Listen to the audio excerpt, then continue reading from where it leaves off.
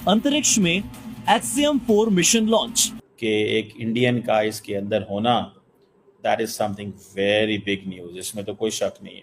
तालियां, जबरदस्त, कॉन्ग्रेचुलेशंस। एक और जो अवार्ड है वो भी भारत ने अपने नाम कर लिया। नमस्कार मेरे प्यारे देशवासियों, वाटर राइड 40 साल बाद हम वापस अंतरिक्ष में पहुंच गए हैं और मेरे कंधे पे मेरे साथ मेरा तिरंगा है जो मुझे बता रहा है कि नहीं हूँ, मैं आप सबके साथ हूँ।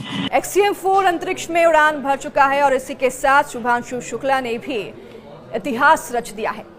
अब देखें, ये जो 3 मुल्क हैं, इन्होंने फर्स्ट एस्ट्रोनॉट्स भेजे हैं। 40 साल में ये चीज पहली दफा हुई है। समय आ गया है कि भारत फिर से नंबर 1 होगा। और ये अगर चीज इंडिया करने में कामयाब हो जाता है, मेरा ख्याल है कि ये वो चीजें हैं कि पाकिस्तान को तो ये कोई वेस्ट में लिफ्ट नहीं कराएगा इन चीजों के अंदर। शुभांशु शुक्ला IAF पायलट तो हैं ही, ग्रुप कैप्टन भी हैं, लेकिन now he is set to make history as first Indian astronaut to travel to international space station. So ये पाकिस्तान के लिए एक चैलेंज है कि जिस तरह हम समझते हैं ना कि देखें, हम ये तो ज़रूर कहते हैं कि यार वो पाकिस्तान अच्छा, चाइना हमारा दोस्त है, लेकिन चाइना को फॉलो भी तो करे ना। इंडिया तो चलो चाइना के उसमें आ रहा है, कंपटीशन में कर रहा है, रेस में कर रहा है, हम क्यों नहीं कर रहे हैं?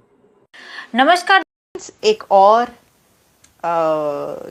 जो अवार्ड है वो भी भारत ने अपने नाम कर लिया। देखिए, ये कोई कम बात नहीं है, ये बहुत बड़ी बात है कि इंटरनेशनल स्पेस स्टेशन में अब पहला भारतीय शामिल हो चुका है। गो कि आप जानते हैं कि उनका तो अपना स्पेस स्टेशन आ रहा है, लेकिन ये ज़रूरी था कि गगनयान में उनको भेजने से पहले उनको एक टेस्ट फ्लाइट पर भेजा जाए, और इसके लिए ये जो इंतज़ाम है ये सारा इसरो ने किया है। इसको जो पे किया है, पेमेंट से लेकर उनके वहाँ तक जाने के तमाम इंतज़ामात इसरो की तरफ से किए गए हैं।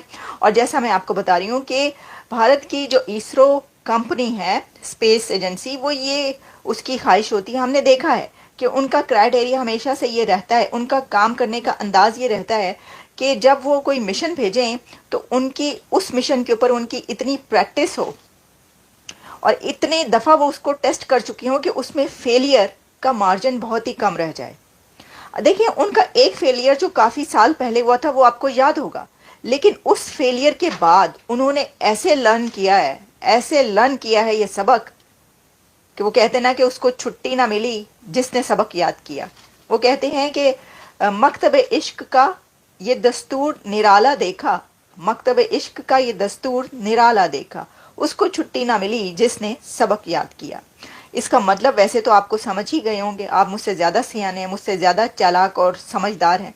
मैं तो चालाक नहीं हूँ, समझदार थोड़ी बहुत कोशिश करती हूँ होने की, लेकिन इसका मतलब ये है कि जो कुछ सीख लेता है ना, लर्न कर लेता है, फिर उसको सारी ज़िंदगी छुट्टी नहीं मिलती, फिर उसको ब्रेक नहीं मिलता, उसको ये टाइम नहीं मिलता कि वो कुछ और कर सके, क्योंकि फिर उसके कंधों पे जिम्मेदारी आ जाती है, रिस्पॉन्सिबिलिटी आ जाती है। आपने जब एक रिस्पॉन्सिबिलिटी उठा ली, जब आपने एक मार्का सर कर लिया, फिर आपने उससे अगले मार्के सर करने हैं। दूसरी तरफ वो हैं कि जो हाथ पे हाथ धरे बैठे रहें और कोई मार्का ही ना सर करें, उनके ऊपर कोई रिस्पॉन्सिबिलिटी ना हो, वो गए पाइन बस ठीक है जी में चल रहे हैं, एनजी चल रहा है बस ठीक है, तो उनको छुट्टी है। लेकिन जिसने लर्न कर लिया सबक, उसको छुट्टी नहीं मिलती। तो भारत तो आपको पता है लर्न करने में और जो है वो